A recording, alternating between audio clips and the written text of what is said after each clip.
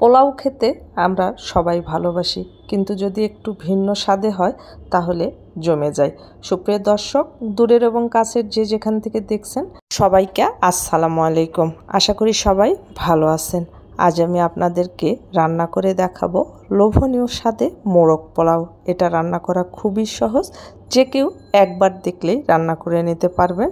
আর এটা এতটা সুস্বাদু এবং লোভনীয় হয়, বাসার ছোট থেকে বড় সবাই পছন্দ করবে ইনশাল্লাহ।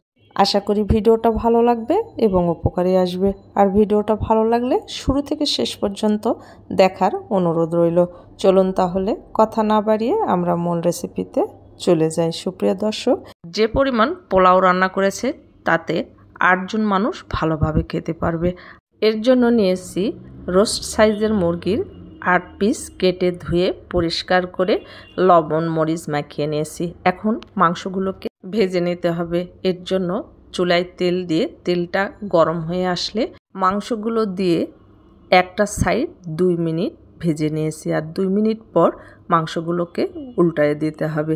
এর চেয়ে বেশি ভাজবেন না, তাহলে দেখবেন মাংসগুলো ড্রাই হয়ে যাবে। আমি অপর সাইডটাও 2 মিনিট আমি ভেজে নিয়েছি। এখন তেল থেকে মাংসগুলো উঠিয়ে নিতে হবে। আর পরবর্তী ব্যাচ আমি সেম প্রসেসে বাকি মাংসগুলোও ভেজে নিয়েছি। এখন মাংসগুলো আমি সাইডে রেখে দিচ্ছি আর একটা মশলা তৈরি করব।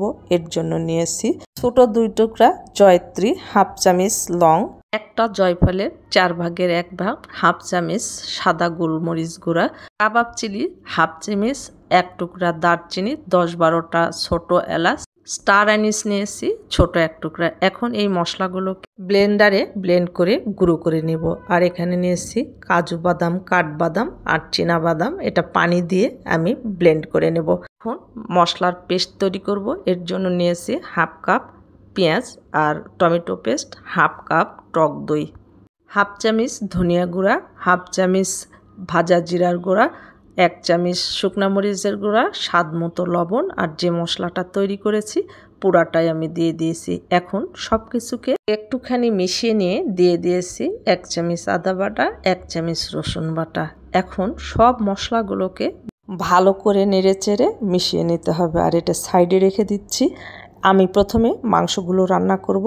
এর জন্য চুলায় একটা কড়াই দিয়ে এর মধ্যে দিয়ে দিয়েছি রান্নার রেগুলার তেল 1 কাপ। আর তেলটা গরম হয়ে আসলে এর মধ্যে দিয়ে দিয়েছি 2টা তেজপাতা, ছোট 1 টুকরা দারচিনি আর 4-5টা ছোট এলাচ দিয়ে 1 মিনিট ভেজে নিয়েছি। এরপর যে মশলাটা তৈরি করে রেখেছিলাম সেটা অ্যাড করে দিয়েছি। আর দিয়ে নেড়ে চেড়ে একটুখানি ভেজে নিয়েছি। অ্যাড করে দিতে হবে বেটে রাখা বাদামের পেস্ট। আর বাদামের পেস্ট দিয়ে ভালো করে নেড়ে ছেড়ে মশলাটাকে একেবারে ভুনা ভুনা করে নিতে হবে। আর দেখেন কতটা সুন্দর হয়েছে, তেল থেকে মশলাগুলো একেবারে ছাড়া ছাড়া হয়ে গেছে। এখন অ্যাড করে দিলাম হাফ কাপ পানি। আর পানি দিয়ে মশলাগুলোকে আবারও ভুনা ভুনা করে নেব। মশলাটা যত ভালো কষানো হবে এই রান্নার টেস্টটা কিন্তু ততই ভালো হবে। মশলাগুলোকে ভালো করে কষিয়ে নিয়েছি। এখন অ্যাড করে দিলাম হাফ কাপ পরিমাণ পানি। আর পানি দিয়ে একটু বলক চলে আসলে ভেজে রাখা মাংসগুলো অ্যাড করে দিতে হবে। এখন ভালো করে নেড়েচেড়ে মশলার সঙ্গে মাংসগুলোকে মিশিয়ে নিতে হবে। মাংসগুলো মশলার সঙ্গে ভালো করে মেশানো হয়ে গেলে অ্যাড করে দিতে হবে লিকুইড দুধ।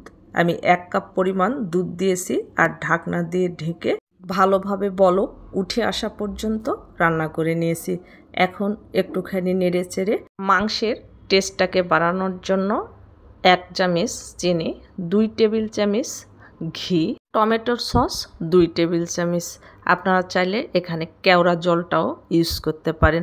আপনারা যদি চান কেওড়া জল অথবা গোলাপ জলটা দিতে পারেন। আর অ্যাড করে দিলাম পেঁয়াজ বেরেস্তা আর কাঁচামরিচ দিয়ে ঝোলটা টেনে আসা পর্যন্ত রান্না করে নিয়েছি। আর তেলটা দেখেন উপরে উঠে আসছে। এটা যখন নামাবেন চুলা থেকে আরও টেনে যাবে। এখন আমি চুলা থেকে নামিয়ে এটা সাইডে রেখে দিচ্ছি। এখন পোলাওয়ের জন্য আমি চালটা সিদ্ধ করব। এর জন্য চুলায় আমি পর্যাপ্ত পরিমাণ পানি আগের থেকেই বসিয়ে রেখেছি।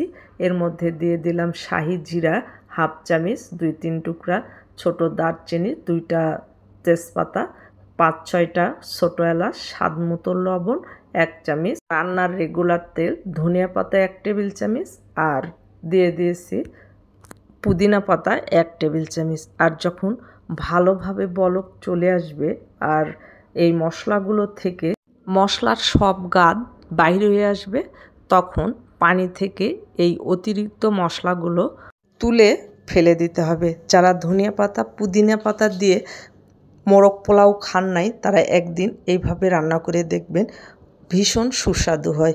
এখন আমি অ্যাড করে দিব চাল, আর এই চালটা আমি 30 মিনিট আগে পানিতে ভিজে রেখেছিলাম, পানি ঝরিয়ে অ্যাড করে দিলাম।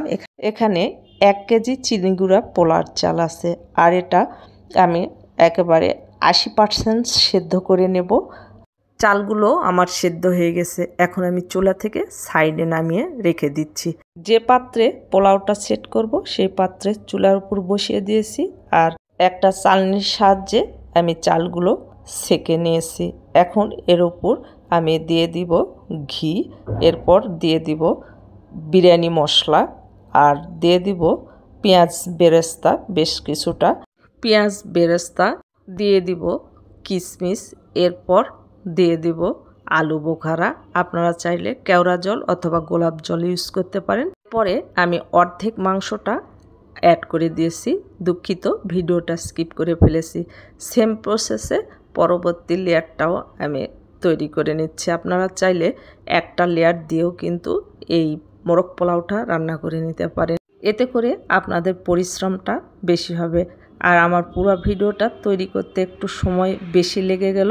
বাদবাকি যে চালগুলো ছিল সেম প্রসেসে আমি পানি ঝরিয়ে নিয়েছি, এখন সবগুলো দিয়ে দিয়েছি। উপরে আবারও দিয়ে দিয়েছি আমি বিরিয়ানি মশলা, তারপর যে গ্রেভি ছিল সেটা দিয়েছি, তারপর দিয়েছি পেঁয়াজের বেরেস্তা।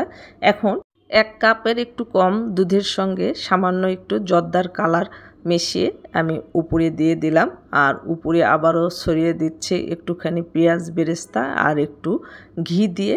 এটা ঢাকনা দিয়ে ঢেকে প্রথমে আমি হাই হিটে রান্না করে নেব, আর যে ছিদ্রটা আছে সেটা বন্ধ করে দিলাম। যেহেতু আমার রান্না করাই মাংস, বেশি টাইম লাগবে না, আমি প্রায় 10 মিনিটের মতো আমি এটা রান্না করে নিয়েছি। এইরকম মজার মজার আর নিত্য নতুন রেসিপিগুলো পেতে আমার চ্যানেলটা সাবস্ক্রাইব করে পাশে থাকা বেল আইকনটা ক্লিক করে রাখবেন, যেন নতুন কোনো ভিডিও ছাড়ার সঙ্গে সঙ্গে নোটিফিকেশান সবার আগে আপনার কাছে পৌঁছে যায়। আর যারা ফেসবুক থেকে দেখছেন প্লিজ ফেসবুক পেজটাকে ফলো দিবেন, লাইক কমেন্ট শেয়ার করে আমার সঙ্গে থাকবেন। দেখেন আমি আবারও ঢাকনা দিয়ে ঢেকে 5 মিনিটের মতো রান্না করে নিয়েছি, আর আমার রান্নাটা কমপ্লিট হয়ে গেছে। একটা সার্ভিং প্লেটে সার্ভ করে আপনাদেরকে দেখাচ্ছি। এই পোলাওটা এতটা সুস্বাদু আর ইয়ামি হয়, যে কেউ ছোট থেকে বড় পছন্দ করবে। আর মাংসগুলো এতটা জুসি আর ইয়ামি, খুবই লোভনীয় হয়। একদিন হলেও আপনারা বাসায় ট্রাই করবেন, আর ট্রাই করে কমেন্টে আমাকে জানাবেন যে আপনাদের কাছে কেমন লেগেছে। আশা করি ভালো লাগবে, আর ভিডিওটা ভালো লাগলে অবশ্যই একটা শেয়ার করে দেবেন। আমার জন্য দোয়া করবেন, আমার সঙ্গে থাকবেন। আপনাদের সকলের সুস্বাস্থ্য এবং মঙ্গল জীবন কামনা করে ভিডিওটা আজকের মতো এখানে শেষ করছি। ভালো থাকবেন সবাই, দেখা হবে পরবর্তী ভিডিওতে। আল্লাহ হাফেজ।